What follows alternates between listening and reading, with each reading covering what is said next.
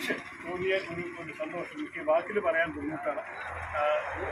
Very happy to just hold our hand and see the presence. നമ്മളെല്ലാവരും ഇങ്ങനെയുള്ള വ്യക്തികളുടെ സേവനത്തിനെ മനസ്സിലാക്കാനും അതിനെ ആദരിക്കാനും നമ്മൾക്കാണ് ഭാഗ്യം. ശരിക്കും പറയുകയാണെങ്കിൽ ഇവര് നമ്മുടെ സൈറ്റേഷനിൽ പറഞ്ഞതുപോലെ ബോസ്റ്റൺ യൂണിവേഴ്സിറ്റി പഠിച്ചു, പിന്നെ PhD ഒക്കെ എടുത്തു. പക്ഷേ അതെല്ലാം നമ്മൾ വിറ്റുമാക്കി നോക്കിയാൽ 36 വർഷം നയിച്ച ആരും ചിന്തിക്കാത്ത ഒരു സ്ഥാപനമാണ് ബാലവികാസ്. പറഞ്ഞാൽ ഈ മാനസിക ബുദ്ധിമുട്ടുള്ള കുട്ടികൾക്കും ഈ ഇൻ്റലക്ച്വലും പിന്നെ എമോഷണൽ ഡെവലപ്മെൻറ്റും പ്രശ്നമുള്ള കുട്ടികൾ നമ്മുടെ നാട്ടിൽ 1000 ശ്രദ്ധ ഇതിനെ ഈ വെല്ലുവിളി കണ്ട് മനസ്സിലാക്കി അവരെ സഹായിക്കാൻ വേണ്ടി ഒരു സ്ഥാപനം ഉണ്ടാക്കി പേഴ്സണലി അവരുടെ ആ ഇൻവോൾവ്മെൻറ്റോടെ നയിച്ചതിന് നമുക്ക് എന്താ പറയുക, it's a huge humanitarian service.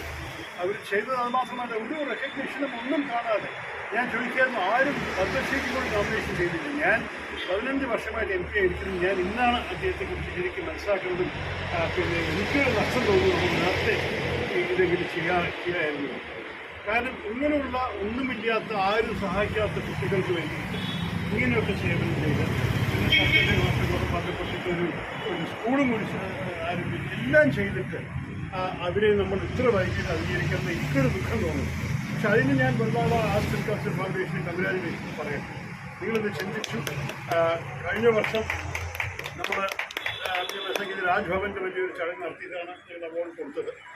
ഇന്ന് നമ്മൾ ശരിക്ക് ഇതിന് ഒരു അർഹതമുള്ള ഒരു വ്യക്തിക്കാണ് നമ്മൾ കൊടുക്കുന്നത്. അത് നിങ്ങൾക്കും കൺഗ്രാജുലേഷൻസ്. ഇത് ചെറിയൊരു വിചാരം കുറച്ചുകൂടി നേരത്തെ ചെയ്യായിരുന്നു ഒരു ആലോചന. പക്ഷെ നമ്മളെല്ലാവരും കൂടി ചില പ്രധാനപ്പെട്ട മഹാൻ വ്യക്തികളുടെ മുമ്പിൽ വെച്ചിട്ടത് ചെയ്യാൻ സാധിച്ചതിനും എനിക്ക് നമുക്കറിയാം നമ്മുടെ നാടിൽ പല വെല്ലുവിളികളും എല്ലാവരും അതിന് നേരിടുന്ന നിർബന്ധമില്ല. എല്ലാവർക്കും അതിന് സ്വന്തം കാര്യങ്ങൾ, സ്വന്തം ചിന്തകൾ, സ്വന്തം ബുദ്ധിമുട്ടുകൾ നേരിടാനാണ് അവരെല്ലാവരെയും പ്രയോറിറ്റി. ഇത് മറ്റേവർക്ക് വേണ്ടി